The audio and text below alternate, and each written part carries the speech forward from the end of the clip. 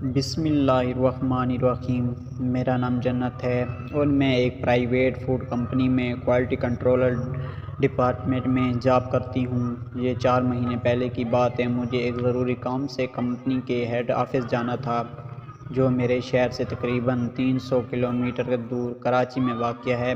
ایسے تو میں ضرورت پڑنے پر ٹرین میں سفر کرتی ہوں، لیکن ان دنوں سردیوں کا موسم تھا اور دھند کی وجہ سے ٹرینوں کا شیڈیول بہت متاثر تھا اور اکثر گاڑیاں کھڑی گھنٹے لیٹ آتی تھیں۔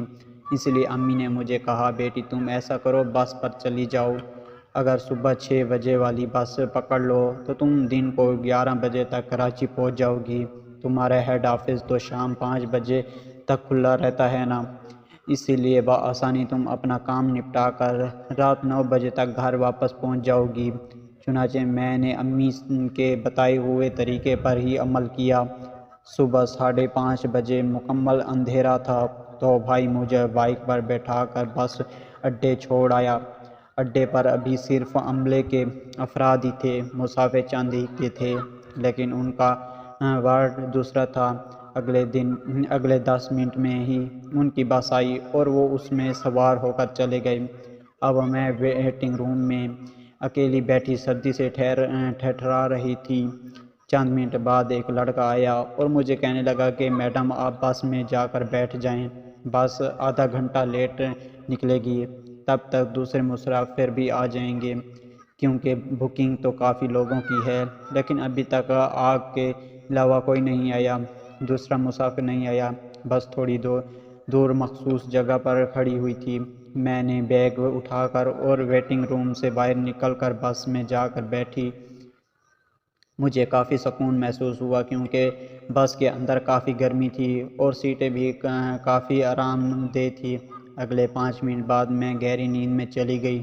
پتہ نہیں کتنا وقت گزرا، مجھے ایک ہاتھ اپنے رواں پر محسوس ہوا۔ پہلے تو میں نے اپنا وہم سمجھا، لیکن اس وقت میری آنکھیں جھٹک سے کھل گئی جب کسی نے میرا چہرہ دونوں ہاتھوں سے زور سے پکڑ لیا۔ مجھے سخت جھنجھناہٹ محسوس ہوئی کہ یہ کون بدتمیز ہے، لیکن جب مجھے سمجھ آئی تو میری چیخیں نکل گئی۔ گندے کپڑے والے میلے کچیلے نشئی مجھے پر ٹوٹ پڑے تھے۔ میں نے اٹھ کر بھاگنا چاہا، انہوں نے مجھے پکڑ کر سیٹ پر گرا لیا۔ میں نے زور سے چلانا شروع کر دیا، لیکن بس کے اندر میری مدد کرنے والا کوئی نہیں تھا۔ بس مکمل طور پر بند تھی۔ پتہ نہیں میری آواز باہر سنائی دیتی ہوگی کہ نہیں۔ میں اکیلی نہائی لڑکی 2 ہٹے کٹے آدمیوں کے لیے کرنول ثابت ہو رہی تھی۔ میں ہاتھ پاؤں مار رہی تھی، کئی بار میرا پاؤں ان کو برے طریقے سے لگا بھی تھا، لیکن ان دونوں پر وحشوں تھی۔ وہ میرے کپڑے کھینچ رہے تھے، پھاڑ رہے تھے، میری جو چیزیں بھی ان کے ہاتھ میں آ رہی تھی انہوں نے کھینچی ڈالی۔ میرے تن پر ایک کپڑا بھی نہ چھوڑا تھا۔ میں چیخوں سے پوری بس لرز رہی تھی، لیکن کوئی مجھے بچانے والا نہیں تھا۔ بس کے شیشے سے مجھے باہر ایک کاردان لے کر لوگ اپنے کاموں میں مصروف نظر آ رہے تھے، لیکن وہ بے خبر تھے کہ اندر کیا چل رہا ہے۔ میں نازک لڑکی 2 وحشوں کے ہاتھوں آئی ہوئی تھی، جن کو اپنے جسم کی بھی پرواہ نہیں تھی۔ میرے جسم سے خون رسنے لگا، ہونٹوں سے، کانوں سے، سینے سے، ٹانگوں سے، لیکن وہ میرے بے بسی پر زور سے ہنس رہے تھے۔ مجھے معلوم ہو گیا کہ یہ دونوں پاگل ہیں، ان کو شاید میرے جسم سے غرض نہیں تھی، صرف مجھے اذیت دینے چاہتے تھے، اور وہ خوب دے رہے تھے۔ اچانک بس کے قریب سے ایک سیکورٹی والا گزرا۔ میں نے چلا کر اسے کو آوازیں دی، لیکن شیشہ بند ہونے کی وجہ سے اس کو کچھ سنائی نہیں دیا۔ میں پاگلوں کے ہاتھوں مرنے سے پہلے ایک آخری کوشش کرنا چاہتی تھی۔ میں نے اپنی ٹانگیں اکٹھی کی اور پوری قوت سے بس کے شیشے پر دے ماری۔ شیشہ ایک دم سے جھٹکے سے چور نہ ہوا، اس میں سوراخ نہیں ہوا، لیکن سیکورٹی والے نے اچانک موڑ کر شیشے کی طرف دیکھا تو الرٹ ہو گیا۔ بس کے اندر آنے لگا، لیکن وحشتوں نے بس کے دروازے اندر سے بند کر رکھے تھے۔ بہرحال وہ سمجھ چکے تھے کہ بس کے اندر کچھ گڑبڑ ضرور ہے۔ اس نے فون نکال کر کسی کو کال کی تو عملے کے 5-6 افراد فوراً وہاں پر آ گئے۔ ان میں وہ لڑکا بھی شامل تھا جس نے مجھے سردی سے بچانے کے لیے بس کے اندر بیٹھنے کا کہا تھا۔ وہ جانتا تھا کہ میں بس کے اندر ہوں۔ سب لوگوں نے مل کر جلدی سے دروازے کا لاک توڑ ڈالا اور مجھے آ کر ان ایشتی سے نکال دیا۔ ان دونوں کو قابو کر کے باندھ دیا۔ میرے جسم پر لباس نہ ہونے جیسا رہا گیا تھا۔ میں کانپ رہی تھی اور رو رہی تھی۔ ایک آدمی نے مجھے چادر اوڑھ دی اور مجھے کمرے میں لے گئے جہاں پر 2 بس ہاسٹس لڑکیاں آرام کر رہی تھیں۔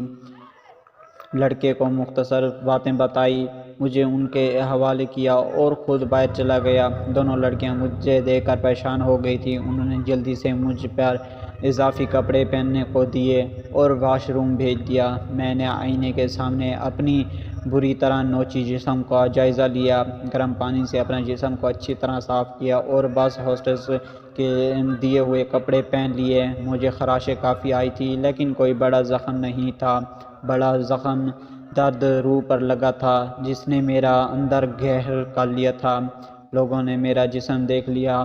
میں یہ سوچ رہی تھی کہ زمین پھٹ جائے اور میں موقع پر اس کے اندر ہو جاؤں، لیکن ایسا ہوتا نہیں ہے۔ میرے باہر آنے تک لڑکیوں نے مجھے گرم چائے کے ساتھ کچھ دریش گولیاں دی جس سے مجھے کافی افاقہ ہوا۔ دیر میں بس اسٹاپ کا مینیجر اجازت لے کر کمرے میں آیا اور میری طبیعت پوچھنے کے بعد کہنے لگا، میڈم پہلے آپ ہی بتائیں کہ یہ سب کیسے ہوا۔ میں نے من و ان ہر بات اس کو بتا دی جو میرے ساتھ پیش آئی تھی۔ اس نے میرے ساتھ باقاعدہ ہاتھ جوڑ کر اور کہنے لگا، یہ خالص ایک خاص حادثہ ہے، اس کے لیے ذاتی طور پر آپ سے معافی مانگتا ہوں۔ دراصل جب آپ بس کے اندر بیٹھ کر سو گئی ہیں تو یہ 2 آدمی جو کہ باقاعدہ مناش کے عادی ہیں، نشے کے حالت میں کئی اس طرح انکل اور سردی سے بچنے کے لیے سائیڈ پہ کھڑی بس میں گھس گئے۔ آپ کو تنہا دیکھ کر آپ پر ٹوٹ پڑے۔ دھند کی وجہ سے سیکورٹی والے نے ان کو بس کے اندر جاتے نہیں دیکھا، ورنہ شاید ایسا ناگوشگوار واقعہ پیش نہیں ہوتا۔ آپ کے کہنے میں پولیس کو بلانے کے لیے تیار ہوں، لیکن کمپنی والے اس کفالت کی وجہ سے مجھے نوکری سے نکال دیں گے۔ مجھ پر کیس بھی چلے گا۔ میں نے اس کو پولیس بلانے سے منع کر دیا کیونکہ میں مزید کسی جھنجٹ میں نہیں پھنسنا چاہتی تھی۔ جو ہوا تھا میری قسمت میں لکھا تھا۔ اس کے بعد مینیجر نے پوچھا، آپ واپس گھر جائیں گی یا کراچی؟ میں نے کہا، آپ مجھے گھر چھوڑ دیں تو مناسب رہے گا۔ اس نے ڈرائیور کو بلایا، میرے ساتھ خود میرے گھر تک آیا، میرے گھر والوں کو ساری بات بتائی، معافی مانگ گیا۔ وہ مجھے صاف گروپ شخص بہت اچھا لگا تھا، دیکھنے میں بھی اچھا تھا، اور کچھ دنوں بعد ہی وہ اپنی والدہ کو لے کر گھر پہنچ گیا اور آج اس کی میں بیوی ہوں۔